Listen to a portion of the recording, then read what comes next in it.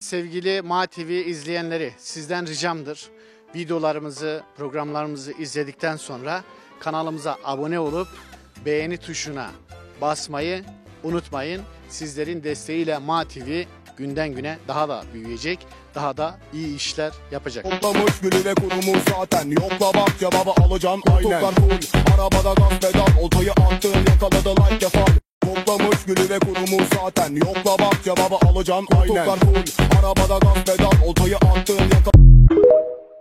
Evet, Dersim'de biz MATV olarak sokak röportajları yapmıştık. O zaman milletvekili adayları için isimleri geçen insanların bizim duyduklarımız ya da duyduğumuz kadarıyla sormuştuk sokaktaki vatandaşlara. Zaten şimdi milletvekilleri netleştiğinde tekrar sokağın nabzını tutmaya devam edeceğiz. Ama kesinlikle hiç kimsenin adamı değiliz, hiç kimseden yana değiliz. Sadece bulduğumuz vatandaşa mikrofonu uzatıyoruz ve sokağın nabzını tutmaya çalışıyoruz. 4 tane Cumhurbaşkanı adayı var. Bunlardan bir tanesi Kemal Kılıçdaroğlu, bir tanesi Sinan Oğan, bir tanesi Muharrem İnce, bir tanesi de Recep Tayyip Erdoğan. 4 tane Cumhurbaşkanı adayı var. Oyunuzu kime vermeyi düşünüyorsunuz? Ve artı Muharrem İnce'nin bu son girişimleri size ne anlatıyor? Söyleyecekleriniz neler? Öncelikle şunu söyleyelim.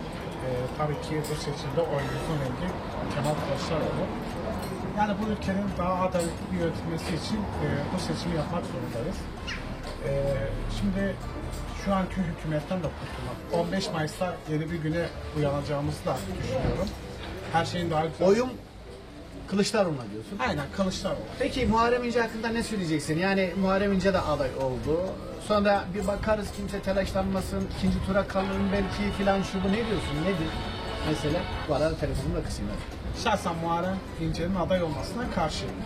Çünkü geldiği yer belli. Yani şu anda kendisi de CHP'den çıktı. Şu an bilmiyorum genel Peki ikinci tura kalır mı? kalmaz. Ben ikinci tura kalacağını zannetmiyorum. Bu işin Dansını biliyor musun? biliyoruz. Yani onu Nasıl bir dans? Onu TikTokçular daha iyi bilir. Yani bizim TikTok'la işimiz Ben de yok. yapamıyorum mesela. Ya Bekir nasıl dedi? Harika. Abi, Abi gençler bunu öyle... ama tabii onu minibüsün otobüsün kapısında yapmak gerekiyor değil mi? Daha güzel böyle kafanı da sağa sola koy. Onu TikTok'ta meşhur oldu. Ondan bir yalan yok. Belki tıklayarak birinci de olabilir. Ama seçimlerde olacağını düşünmüyorum. O çıktı ya. Gel hele buraya gel. Teşekkür ediyorum. Eyvallah. Sen de gel. Gel bir soralım sana. Teşekkür ederim. Verdik. Şimdi 4 tane Cumhurbaşkanı adayı var. Kılıçdaroğlu var, Sinan Oğan var, Muharrem İnce var. 100.000 imzayı topladılar tabii. O da Sinan Oğan da topladı. Bir de Recep Tayyip Erdoğan var. Adayınız kim? Adayımız Kılıçdaroğlu. Kılıçdaroğlu. Peki Muharrem İnce'nin bu son, yani işte ya ben de belki ikinci tura kalırım, ben de belki alırım filan, böyle fikirleri var. Vallahi toplum ona oy vermez çünkü kazanacağı 2 tane aday var. Kılıçdaroğlu bir de Tayyip Erdoğan var. Yani o toplum niye getirse oy versin ki dağılsın ki. Muharrem İnce vallahi bence ihanet etti. O topluma, hem topluma hem de CHP'ye ihanet etti. 20 sene CHP'de milletvekili yaptı. Cumhurbaşkanı vekili yaptı. Cumhurbaşkanlığı adayı gösterildi. Daha ne istiyorum? Çekilsin bir köşeye, ya ayıptır, yazıktır, günahtır. Dansını seviyor musun? Dans ediyor. Ya vallahi utandım, ben utandım ya. Ayıp bir şey ya, günahtır ya. Kötü bir dans. Kötü bir dans tabii ya, bu ortamda bir şey olur mu öyle bir şey? İnsanlar toprak altında, deprem bölgesinde bile önlerim. 100 binlerce insanımız ölmüş, hepsi baktım, mutsuz kalmış. Buradan hepsine rahmet diliyoruz. Evet, Allah rahmet eylesin hepsine. Yapılacak iş midir ya? Günahtır ya. Ama gençlerin dansı beğendiler tabii. Valla onu etrafındaki gençler olabilir belki de, yani nasıl diye hakaret olmasın da lümpen bir gençlik var etrafında. Onlardan başka hiçbir genç de burada Dersim'de gezdi, tüm illerde gezdi. Kim onaylar onu? Yani diyorsun ki Cumhurbaşkanlığında? çok büyük oranda bir oy almaz. Almaz efendim, almaz, hiç boşuna giriyor ya, kendini rezil eder. Ama Kılıçdaroğlu'yla bir görüşecek herhalde. Görüşse de dayıma, ben olsam görüşmem. Görüşmem ya, CHP'yle tüm ilişkilerini kesinler ya. Ayıptır ya, neyi görüşecek onlar, neyi konuşacak? Yaptığı iyi bir şey değil. İyi bir şey değil tabii. Bu ülkeye adalet lazım ya. Adalet Danstan çok adalet lazım. Tabii adalet olmadan bu ülkede hiçbir şey düşünülmez ya. İranlı bir... O zaman şey mi diyoruz? Yani herhalde şunu söylüyorsun. Ya Kılıçdaroğlu'yla dans mı ediyorsun? Evet aynıdır ya. Ayıp bir şeydir ya. Yani, Dans edilmez. vallahi ben utandım ya. Ona oyu da verdik ya. Bak Cumhurbaşkanı içerisinde. Tabii oyu da verdik ona. Cumhurbaşkanı adaylarına. Pek teşekkür ederim. Tabii Muharrem İnce'nin gerçekten de o otobüsün böyle kapısından öyle yapamıyorum ben. Kafasını sağa sola salıyor. Böyle bir dansı var. Öyle yapıyor değil mi? Çarkıfelek gibi yani. Çarkı felek gibi. Aynen öyle. Böyle. Yani o CHP'den ayrılması nedeniyle yani Sonra? bir nevi hükümetin Gel, mevcut gel, hükümetin gel, yaptığı gel. bir Bu dans iyi miydi? çok güzel. Çok güzel bir dans değil mi? Ben herhalde Muharrem- ondan daha iyi dans ediyordum. Muharrem İnce'yi bir nevi şey yani. Mesaj. Biz de otobüsün, minibüsün kapısından dans ediyoruz. Biraz da dersin. 4 tane Cumhurbaşkanı adayı. Ya biliyorum da şimdi o Onlardan yoruma kim girmek diyorsun? istemiyorum. Kim diyorsun mesela? Var mı? Şu anda mevcut hükümetin biliyorsun yaptığı bir nevi politika sistemiyle yani oyunu aradığı bir nevi yani politika sistemiyle yapmışlar. Gerçekten tam bir siyaset iki bir nevi kopya yani. Yani sen var mı bir aday kafanda? Yani bir aday şudur yani birinci şeyde çıkamaz. İkinci Kılıçdaroğlu mu? yani ikinci şeyde bir ihtimal yani çıkabilir de çıkmayabilir de ihtimaliyle yani bunların yaptığı bir nevi oyun var. İnce için ne diyeceksin? İnce bir nevi boş adam. Boş adam. Yaptıkları. Yaptıkları Ben böyle yanlış. ikinci tura kalabilirim belki. Yanlış. Kim? İnce mi kalacak? Mümkün değil ya. İnce bir nevi Oy destek bölüyor mu? verecek yani. Oy verecek burada tabii ki ya %2 Peki, yani 3 yüzde kaç oranında alır? bir 3'te 2.9, 2.2 veya 2.5 veya diyor. Ya bir şekilde Ama- böler miyiz? Yani böyle tabii. Sonuçta orada %3 oranında bir oy şey giderse şu anki mevcut hükümete gittiği zaman olur. İyi olmaz. Ya iyi olmaz yani. Ölümler olur. Güzel olur. Abimiz de böyle yaslanmış ağaca düşünceli herhalde. Ekonomik durum iyi değil. Nereden iyi olacak 5.500 lira bir para alıyoruz emekliyiz. Emeklisiniz değil mi? Emekliyiz. 5500 lira. Şimdi Yani yani, diyorsun ki yaslanacak bir yer yok. ya kardeş Türkiye'de adalet yok, adalet yok, adalet yok, demokrasi yok. Ne konuşuyorsun? Yani şimdi Muharrem İnce'yi adam getirdi, Cumhurbaşkanı adayı seçti değil mi? Seçilmedi. Gösterdi ama. Gösterdim. Peki o gece niye bırakıp kaçtı gitti? Hani 250 bin avukatla gidip Yüksek Seçim Kurulu'nun önünde bekleyecektin. Biz görmedik gözle. İmamoğlu niye sahip çıktı oylardan? İmamoğlu zamandan daha akşam 7 iken afiş astı Binali Yıldırım. 3500 oyla biz kazandık. Muharrem İnce'yi niye görmedik? Ya Yalova'da gerek yok. Milletvekili seçiminden 2 oyla zor bela aldı kendi memleketine. Ya diyorsun memleketi bile oy vermedi. Vermedi abi ya etme eyleme yani benim etrafımda 3-5 tane hani genç. Ama gençler sanıyor. Abi gençleri boş ver ne gençliği ya. Ben 1954 doğumluyum. Tayyip Erdoğan'la aynı yaştayım. 69 yaşındayım. Şimdi gençler o zaman bizim okuduğumuz o ilkokul var ya şimdiki üniversite seviyesindeydi. Gençler yanlış düşünüyor. Bize demokrasi lazım. Oylar böyle mi? Böyle tabii ki ister istemez ekler ya. Tahminine göre yüzde kaç alır? Ya şimdi onu abartıyorlar. Ben %10 alırım, %30 diyor alırım. Onun alacağı yüzde ya 2'dir ya 2,5'dur. Ama Ama ne yine de var? etki eder. Etki eder tabii ki. Bir oydur. Yüzde Ama 50 onun artı bir. iddiası da böyle diyor ki ben ikinci tura kalırım. Ya Şöyle bırak gel. Allah'ını seversen bırak beni Allah'a Diyorsun ki öyle bir şey söz konusu olamaz. Ya mümkün değil arkadaş ya. Nereden ikinci? O Tayyip Erdoğan'ın ekmeğine yağ sürüyor. Bitti Bugün gitti. Kılıçdaroğlu'nda görüşecek inşallah. Görüşse ne olur? Görüşse ne olur? Yanar dönerdir abi. Bir yılda kılıf atar. Ben Muharrem'i yıllardan beri takip ediyorum. 24 saatte 24 kılıf atıyor. Peki kendisi demedi mi ben Kılıçdaroğlu'nun karşısında hayatta aday olmayacağım? Dedi mi demedi. Demişti tabii ki ya. Öyle demeyin hafızam biraz zayıflamış. Yok. Bana gerçekten yani yakışmaz ya. Ben fazla görüyorum. Tek amacı Kılıçdaroğlu iktidar olmasın. Yani diyorsunuz ki siyaset de olsa insan mert olur. Ya biraz dürüst Avrupa'da ya gerek yok ha. Şu Yunanistan'ın yanı başımızda 10 milyon nüfusu var değil mi? Tren kaza yaptı. Şöyle alayım yanıma ki kamerasını görsün. Tren kaza yaptı. Ulaştırma Bakanı hemen istifa etti. Kardeşim hani biz küçümsüyoruz. Avrupa bizi kıskanıyor. Ben Almanya'da da kaldım. Orada demokrasi. Ne kadar? 21 ay kaldı. Fazla değil ama O yetti yani. o yetti bana abi. Adamlarda kültür var.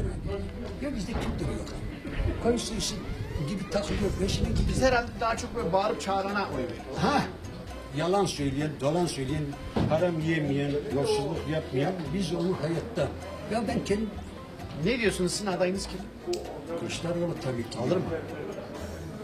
Bunlar parçalamasa %100 birinci şeyde alırdı ama ikinci de alamaz. İkinci de para dönüyor. Her şey döner. Yani bir de olursa olur diyorsun. Bir de olursa direktle. Muharrem bilinçli yapıyor bunu. Ama yakıştırmıyor. Size soralım. 4 tane Cumhurbaşkanı adayı var. Recep Tayyip Erdoğan, Muharrem İnce, Kemal Kılıçdaroğlu ve Sinan Oğan. Bunlardan hangisini oy vermeyi düşünüyorsunuz? Normal şartlarda gönül isterdeki tabii aklımızda olan bir ismin aday olmasıydı. Sayın Demirtaş'ı ben mesela aday olarak kendime belirtmiştim. Olmadığı için şu anda kendi memleketimizden olan tabii ki Kemal Kılıçdaroğlu'nu destekleyeceğiz yani. Peki Muharrem İnce de aday oldu. CHP'den ayrılma. Muharrem İnce'ye bakış açınız nedir? Oyları böler mi ya da ne düşünüyorsunuz? Yani pek burada böleceğini zannetmiyorum ama diğer kesimlerde bölünebilir tabii ki. Yani Muharrem İnce'ye bakış açım nasıl? Önceki seçimlerden dolayı tabii ki şu an çok samimi bakmıyorum yani. Yani bizim düşüncemiz şu an Gençlik arasında mı daha çok? öyle? gençlik arasında bir akım vardı, evet, öyle bir gençlik dans şey vardı da yani o da tabii biraz gençler arasında belki sempati kazanmış olabilir. Yani. Sempatik mi dans? Ya bana göre değil yani. Ya olabilir, tamam, bir gençlik ruhu olabilir ama Yüzde kaç alır? yani genelde mi? Evet, yani Muharrem İnce yüzde kaç alır? Ya benim Tahmininize göre. %2 falan önce %2, %3 Bugün Kılıçdaroğlu'la da görüşecek herhalde. görüşür ama artık hayırlısı olsun diyelim. Ülke için, Gönlümüz tabii ki şu an Kılıçdaroğlu'na yani. ülke için her şeyin hayırlısı olsun. Teşekkür ederim. Yani söylenecek çok şey var ama Adayım Kemal Kılıçdaroğlu. tabii. Ama Peki Muharrem İnce için ne diyorsunuz? Yani o da Cumhurbaşkanı adayı oldu. CHP'den ayrılma. Şimdi Oyları bakın. böler mi? Şimdi canım kardeşim, ben bunu söylemek istemezdim ama şimdi bakın, biz yıllardan beri Alevi Zümrüt'ü olarak CHP'ye oy veriyoruz. Ve CHP döneminde 38'i yaşamamıza rağmen, büyüğünden küçüğüne kat edilmesine rağmen, ana karnındaki çocuğun bile süngüyle değiştirilmesine rağmen. Gidin bizim yaşlılarımız, biz dahi halen evlerimizde Atatürk'ün fotoğrafı var. Yani o dönem. Yani biz ona rağmen yıllardan beri CHP'ye oy veriyoruz. CHP'yi savunuyoruz. Hasbelkader birileri bir genel başkan olmuş. O diyor ben olam, o diyor ben olam, o diyor ben olam. Olsunlar, varsın da olsunlar. Ama bu yönün yarını da var. Yani ben bu cahil kafama bunu düşünüyorsam, Türkiye'deki demokratlar, aydınlar da hepsi bunu düşünüyor. Kim olursa olsun. Varsın, engel olsun. Yani Muharrem İnce'nin davranışını nasıl? Yanlış buluyor. Yanlış buluyor. Yüzde kaç alır? Vallahi şimdi şöyle bir şey var. Eğer benim gibi, sizin gibi veyahut da sokaktaki vatandaş elini vicdanına koyarsa 100.000 bile almaması lazım. 100.000 imzayı geçti ama 100.000 oy bile almaması. Bir dans akımı başlattı. Gençler o dansa böyle seviyorlar falan. Öyle bir şey var. Gençler beni seviyor. Arkamda işte beğeniyorlar falan. Beni. Ya şimdi hemşehrim, ülke gitmiş ya, ne dansı ya. Dans işi değil bu iş ya. Bu iş yürek işi, bu iş vicdan işi. Bu iş çoluk çocuğumuzun, torunlarımızın geleceği. Dans ederek olmuyor. Olmuyor. Dans edelim ama dansla olmuyor. Edelim ama dansı, yani bu ülkenin çocuğu, bu ülkenin geleceği, bu ülkenin şeyi, onu hak ettiği zaman dans ederiz. Çünkü onda ülke elde bitmiş, ülke bitmiş. Yani gerçekten herkes panaklıyor, gidişat kötü. Yani diyorsun ki ülke kötü Refaha durumda, kavuşur, o huzura çıkmış dans kavuşur. ediyor. Huzura kavuşur, refaha kavuşur, hep beraber dans ederiz. Ama şu anda ben dans seyredilmesi. Dansın sırası değil. Sırası değil. Teşekkür ediyorum. Ben teşekkür ederim. Şimdi 4 tane Cumhurbaşkanı adayı var. Kemal Kılıçdaroğlu, Sinan Oğan, Recep Tayyip Erdoğan, Muharrem İnce. Hangisini düşünüyorsunuz? Şimdi röportaj yaptığınız yer biliyorsunuz herkes halktan yana, eşitlikten, özgürlükten, demokrasiden yana olan bir ilden röportaj yapıyorsunuz. Bizim de eylemimiz doğrudan yana tavır koymamız. Dersim'den istediğimiz kişi Kemal Kılıçdaroğlu'dur. Sosyal demokrat bir insan.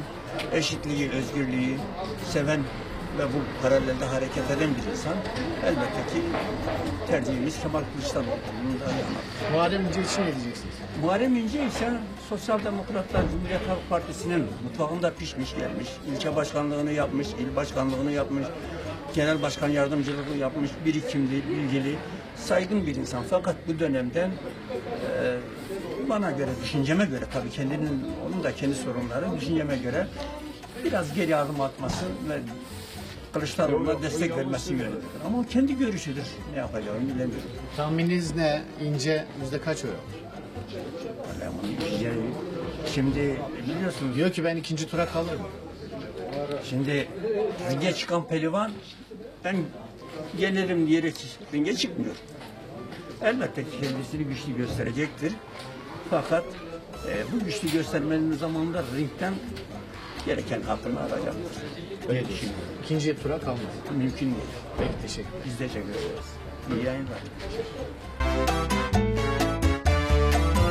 Cumhurbaşkanlığı seçimleri var önümüzde. 4 tane aday var. Kemal Kılıçdaroğlu var. Sinan Oğan var.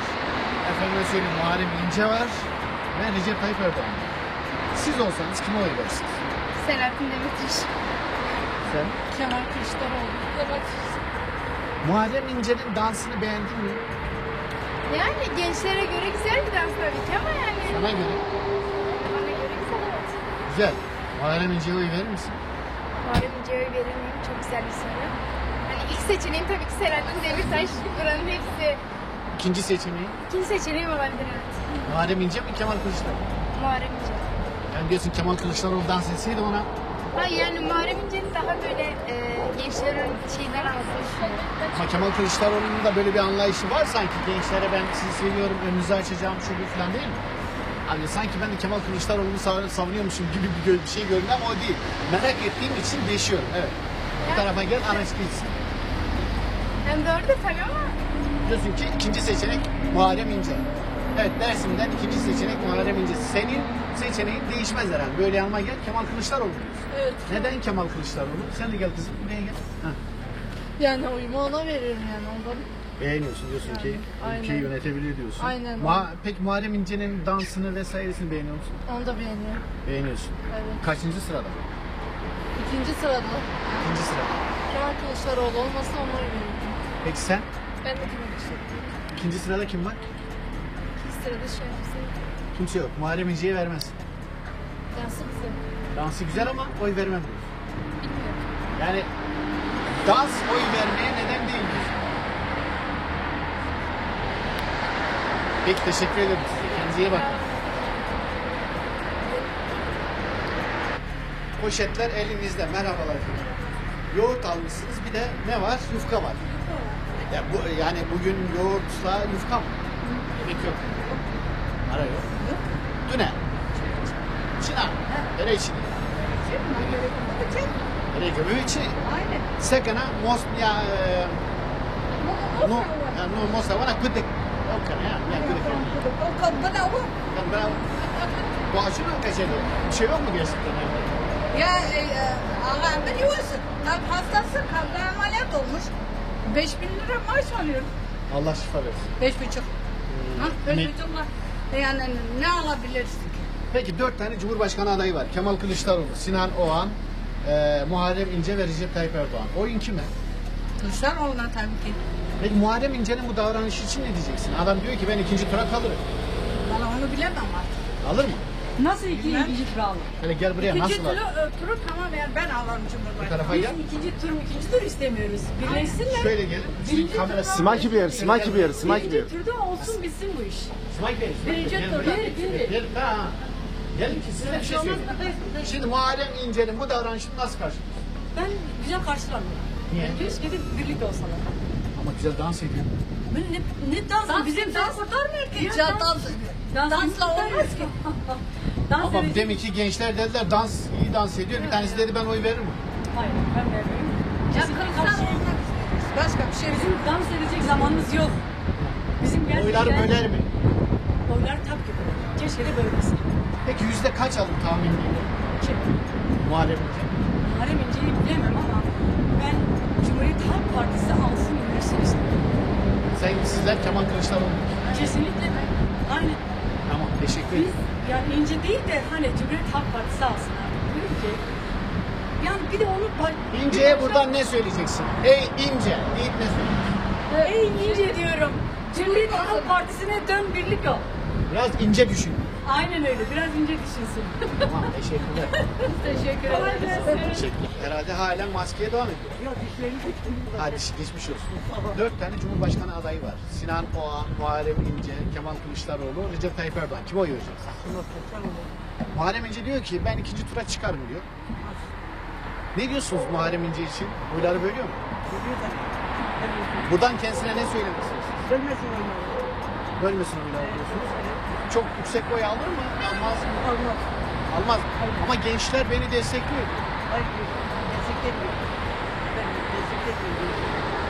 Diyorsun ki ikinci tura çıkamaz. Evet. Tamam, teşekkürler. Sizin babamı görmek istedim. Evet. Siz kime oy verirsiniz? Genel Başkanı Dersimli olarak Kemal Kılıçdaroğlu. Kemal Kılıçdaroğlu. Muharrem İnce için ne diyeceksiniz? Muharrem İnce'nin oyları böldüğü söyleniyor. Evet doğru. Ne söylemek istersiniz? Ya onun için de bayağı bir çalıştım CHP'li olarak ama şimdi gerçekten pişman. Pişmansınız değil mi? Hangi kanal? Mati. YouTube'dan Mati. Buradan diyelim ki Muharrem İnce karşınızda. Ne söylemek istersiniz kendisine? Çok şeyler söylerim ama şimdi söylemek istemiyorum. Çünkü gerçekten CHP'yi bölmeye çalışıyor. O adamın iddiası var. Diyor ki ben ikinci tura kalırım. Genel başkan var da o biraz sonra kalır. Peki, teşekkürler. Şimdi Cumhurbaşkanlığı seçiminde 4 tane aday var. Bu arada Dersim'deyiz. Sokak röportajlarımız devam ediyor. Bunu esnafa da soracağız. Kemal Kılıçdaroğlu, Sinan Oğan, Muharrem İnce, Recep Tayyip Erdoğan. Siz hangi adayı düşünüyorsunuz? Tabii ki Kemal Kılıçdaroğlu. Hem kendi memleketim, hem Nazmiye'li, ben de Nazmiye'liyim. O yüzden Kemal Kılıçdaroğlu. Aynı köylüyüz. Evet, Nazmiye'liyim. O yüzden Kemal Kılıçdaroğlu'nu destekliyoruz ayrıca. Ya Tunceli'de çoğunlukla hep Kemal Kılıçdaroğlu'nu destekliyorlar. Peki Muharrem İnce için ne söyleyeceksiniz? Bir şey söylemek istiyorum. Muharrem İnce'nin mesela bir iddiası var. Diyor, ben de ikinci tura çıkarım diyor. Söylüyor da onu durum gösterecek. Bilmiyorum ama Kemal Kılıçdaroğlu bence çıkar. Oyları bölüyor mu Muharrem İnce? Bölüyor tabii. Bölüyor. Diyelim ki Muharrem İnce karşınızda. Kendisine ne söylemek istersiniz? Yani bence ikili oynamasın, karışmasın bence. Çünkü o da sonuçta önceden CHP'den gitme bir şey, milletvekili.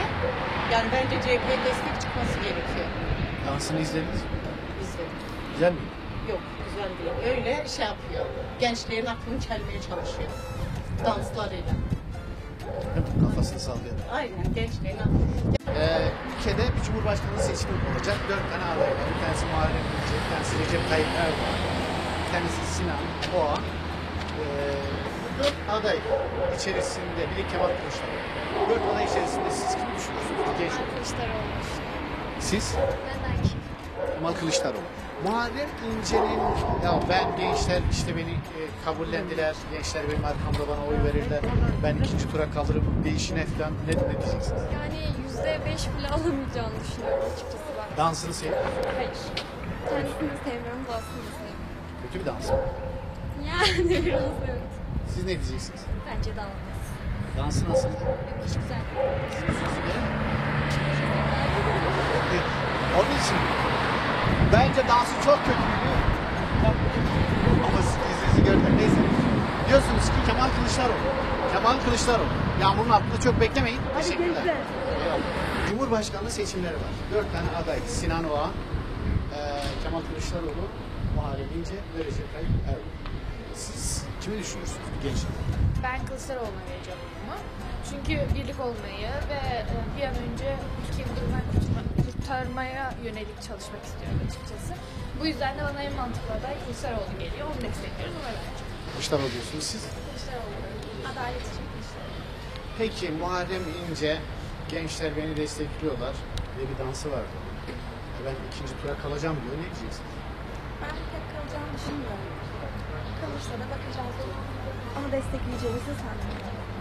Dansını beğeniyor musunuz? Hayır. Yani- Ya tabii ki de samimi geliyor yani bir yerden ama bilmiyorum. Sadece genç kitlesiyle bir araya olabilir mi onu da bilmiyorum. Nasıl bir şeydi? Hatırlıyor musunuz dansını? Tam hatırlamıyorum. Aklınızda kalmadı değil mi? Hayır. Otobüsün Evet. Yani. Peki siz dansını nasıl buluyorsunuz? Yani o an sempatik bir hava yaratmış olabilir ama ben açıkçası bir dansa bakarak Cumhurbaşkanlığı için seçmem Muharrem İnce'yi. Çok yaptıkları, yani zamanda desteklenmişti. Zamanda doğru olduğunu düşünüyorduk, doğru aday olduğunu düşünüyorduk. Son durumlarda tavırları ve yaptıkları bana çok hitap etmiyor açıkçası. Yani ben oyların bölünmesinden değil, birlik olmaktan yanayım. O yüzden pek verebileceğimi düşünmüyorum Muharrem İnce'ye. İkinci tura kalmaz diyor. Yok, ikinci tura kalmadı. İkinci tura kalırsa Kılıçdaroğlu'yla Erdoğan kalır diye düşünüyorum. O da inşallah olmaz, ilk turda alırız. Peki, teşekkürler. Teşekkür ederim.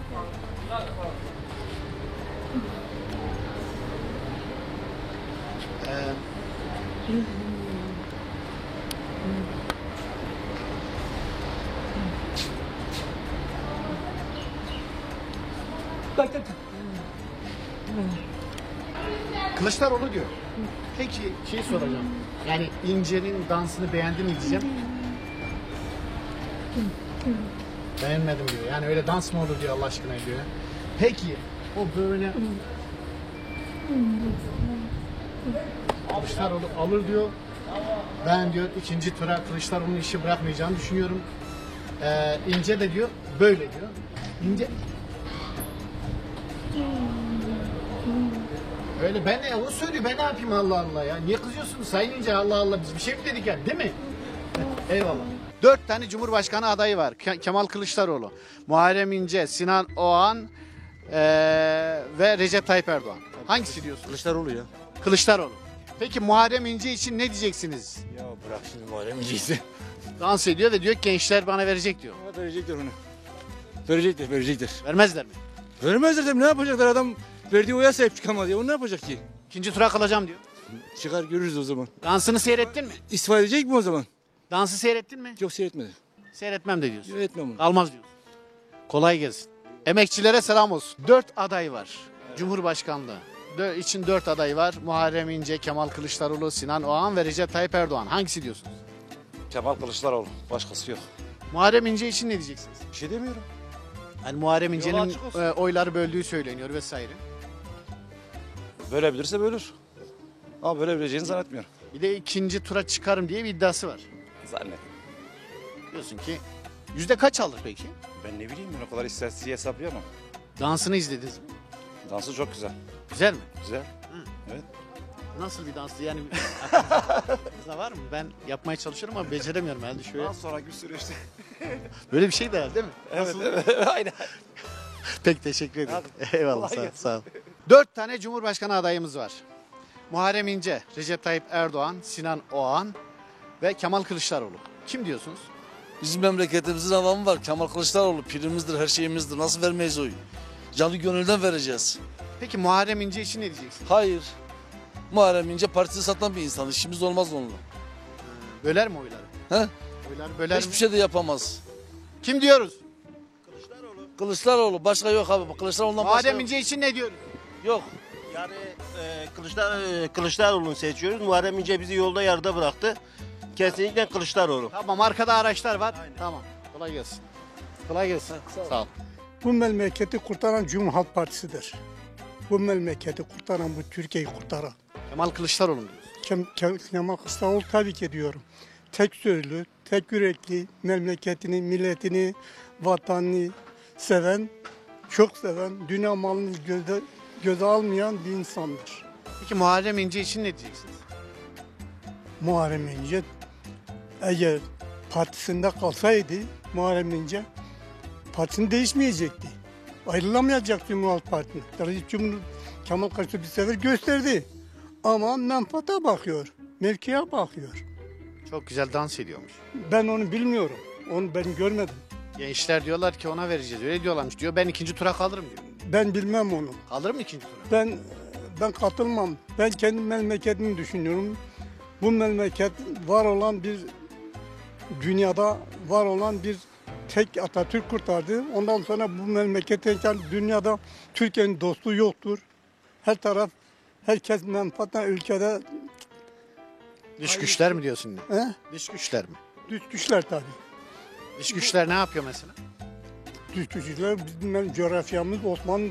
Ama Kemal Kılıçdaroğlu dış güçler değil diyor. Yani dış güçlerle yani dışarıdaki yani komşularımızla iyi geçinmeliyiz. Bu memleketini seven bir adamdır. Milletini bölmeye, paraya, pul için, bir şey için. Ama komşularla iyi geçinmek lazım. İyi geçinirse geçinir o. Komşularla da iyi geçinir. Ama memleketini çok seven bir adamdır. Sence kazanır mı? Bence ne bileyim millet bilir. Ben ne bilirim. Ben oyumu veriyorum diyorsun. Ben oyumu veriyorum. Teşekkür ederim. Ben de teşekkür ederim. Ben ilk başta yani Türkiye'de yaşamıyorum. Nerede yaşıyorsunuz? Avrupa'da yaşıyorum. Yani şu an düşüncemi aç yani haberlere falan çıkacağız mı? Yok haberleri değil bu MA TV YouTube'da bir kanal. Yani tabii ki Kılıçdaroğlu. Siz? Aynen Kılıçdaroğlu. Peki Muharrem İnce için ne diyorsunuz? Oylar bölüyor mu? Ben fazla politikamla yani... Dansını izlediniz mi? Muharrem İnce'nin dansını izlediniz mi? Dans ediyor. Ya bu böyle bir 10-15 gündür fazla medyala şeyim yok yani. İlgim yok diyorsunuz. Aynen bakmıyorum yani. Aynen ben hiç bakmıyorum zaten. Peki hayat şartları nasıl? Siz yurt dışındasınız. Yani şöyle söyleyeyim. Bizi kıskanıyorlar mı? Bence kıskanmıyorlar. Hangi ülkedeyim dediniz? Fransa'da yaşıyorum. Fransa bizi kıskanmıyor mu? Yani nasıl yani ne Yani konuda? sizin durumunuz, maddi durumunuz bizden daha kötü. Ya şöyle söyleyebilirim. Şu an yani en son 2-3 yıl önce mi gelmiştim? Aşırı pahalı yani. Fransa mı aşırı? Yok burası. Yani ben şu an mesela düşünüyorum insanlar nasıl burada geçiniyor. Yani biz bile hani buraya geliyor yani tatil amaçlı geliyoruz. Bizim için bile şu an yani ben resmen şoktayım yani. Sizin 100 euronuz burada 2000 TL yapıyor. 2000 TL ne kadar idare ediyorsunuz? Yani şöyle diyeyim 2000 TL'yi ben bir çarşıya gidip geliyorum öyle. Diyeyim. Ama çok etkiliyor mu sizi? Yani şöyle söyleyeyim hemen hemen aynı. Yani euro mesela örneğin bir ekmek 2 euroysa orada 2 euroyu burada çevirdiğimizde ne kadar yapıyor? İşte hemen hemen 20 TL yapıyor. Bir ekmek 20 TL mi bu? Ya 10 TL. 10 TL. 10 TL mi? 10 TL. Peki orada diyelim ki Fransa'da bir ekmek 10 euro olsa ne dersiniz? Ya zaten yani şu an böyle yani diyelim ekmek orada 10 euro oldu. Ya insanlar kabul etmez. Zaten Fransa Avrupa'da grev konusunda birinci. Diyorsun 10 euro olsa greve gider. Yani mesela örneğin 10 kuruş bile ekmeğe zam gelse sokağa dökülüyorlar. Öyle yani. İnsanlar haklarını savunuyor. Tabii ki. Fransa özgürlükler ülkesi. Aynen. Yani tabii ki Türkiye ile kıyaslanmaz. Orada da hiç dış güçler var mı hani Fransa'yı kıskanan dış güçler? Onu ben o kadar yani öyle bir bilgim yok. Nasıl yani? En son Macron muydu? Şimdi halen Macron. Şu an halen yani aslında en son seçimde istemediler onu. Ama şöyle Le Pen yani sağ mı oluyor? Aşırı sağ Le Pen. Aynen. O yüzden mecburen onu seçtiler. Onu seçtiler. Zorunda kaldılar. Peki yani. Sizin orada mesela bir seçim olduğunda böyle her tarafı pankartlarla donatıyorlar mı? Hayır öyle bir şey yok. Yani boşuna masraf et. Hiç kesinlikle mesela belediye şeyini söyleyeyim size. Yani normal sakin bir pazar günü mesela herkes okullarda. Sanki ülkede seçim yokmuş gibi değil mi? Ay hiç yani böyle insanlar gidip oyunu verip çıkıyorlar yani hiç oy. Böyle arabalar gezmiyor, bağırmıyorlar, yok, konvoy filan. Kesinlikle ama tabii ki kapıları çalıyorlar. Yani adaylar hani evlere gidiyorlar. Adaylar kendilerini televizyonlarda anlatıyorlar mı yapmak istediklerini? Genelde yani semt olarak tabii konuşma yapıyorlar ya da ya zaten halkın içindeler yani. Mesela bizim belediye başkanımız bayan, kadın sizin benim gibi bir insan yani. Şeyde sıraya giriyor mu mesela sizin? Ya mesela... sizin Cumhurbaşkanınız ya da Başbakanınız bir yerde alışverişe giderken kuyruğa giriyor mu vatandaş? Ya başbakan değil de belediye başkanları ya da ne bileyim.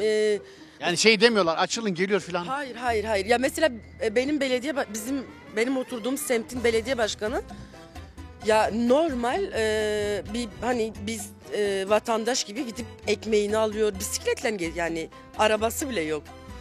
Gidip alışverişini yapıyor. Ben mesela mağazada çalışıyordum. Gıda mağazası. kadın gelip hatta ben çok şaşırmıştım ilk zamanlar. Mesela tarihi geçmemiş ama mesela bir iki gün kalmış ürünleri %50'ye mesela indiriyorlar.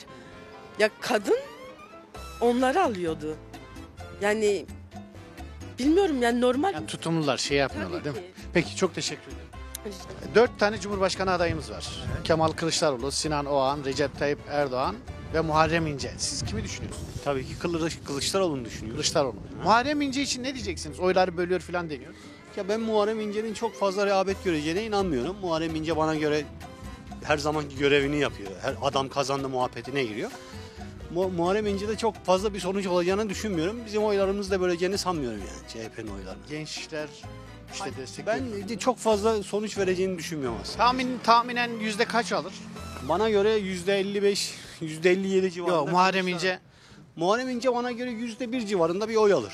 Yani birinin altında da olabilir, bir de olabilir. Ama birinin üstünde az da 2-3 falan onun üzerinde oy alacağına ben inanmıyorum. Diyorsunuz ki Kılıçdaroğlu alır. Kesinlikle. Yani ben çok netim bu konuda. Bana göre tartışma konusu bile değil. Zaten mevcut durum da ortada. Bana yani Tayyip Erdoğan'ın durumu ortada. Bu saatten sonra hala oy alacaksa bu milletin demek ki bir problemi var yani. Yasa olarak demek ki bir problemi var yani. Peki teşekkür ederim. Ben teşekkür ederim. Merhabalar. Şöyle bir basamakta alayım sizi. 4 tane Cumhurbaşkanı adayı var. Evet. Muharrem İnce, Kemal Kılıçdaroğlu, Recep Tayyip Erdoğan ve Sinan Oğan. Kime oy vermeyi düşünüyorsunuz? Şu an sadece bizim buraya ait ve gerçekten görüşlerine birebir sahip olduğumuz Kemal Kılıçdaroğlu'na ben oyumu veririm. Sebebi de en azından dürüst. Diğerleri gibi farklı yönlere çekebilecek bir insan değil.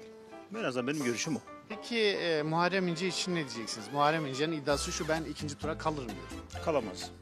En azından birçok toplum olarak kalamaz. İstediği kadar söylese de şu an bilindik üzere Muharrem İnce ile Recep Tayyip Erdoğan aynı segmentte. İkisi ortak olarak çalışıyor. Tabii ki Piro'ya vereceğiz oyumuzu. Piro kim? Kemal Kılıçdaroğlu. Evet.